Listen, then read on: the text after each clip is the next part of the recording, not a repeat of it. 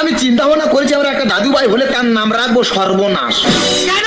তোমার সাথে যখন ঝগড়া হবে আমি তখন বলবো তোমাকে এবাড়ির বৌমা করে না, আমার সর্বনাশ হয়েছে। আমি তোমার সর্বনাশ করছি, তোমার সংসার শেষ করেছি। আজ তোমার ছেলে আসুক, তোমার একদিন কি আমার একদিন। ঠিক আছে আসুক, আমিও দেখবো তোমার একদিন কি আমার 4-5 দিন।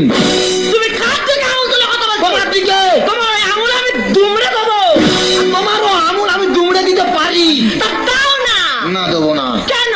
বিচারে ঠকে যাবো। তুমি আমার দিকে চোখ বার করে বড় বড় চোখে কথা বলছো, তোমার ওই চোখে আমি আঙুল ঢুকিয়ে দেবো। আর তোমারও তোকে আমি আঙুল ঢুকে দিতে পারি। তা দাও না। না দেবো না। কেন? বিচারে ঠকে যাবো। তুমি বসে বসে গিলতেছো আর কোমর সাথে আমার সাথে ঝগড়া করছো। আজ তোমার ছেলে আসুক, হয় এবারে তুমি থাকবে না হয় আমি থাকবো। তুমি আমার খাওয়ার খোঁড়া দিচ্ছ, আমার বয়স রেখে আমি খাবো না, খাওয়ার খোঁড়া দিচ্ছ।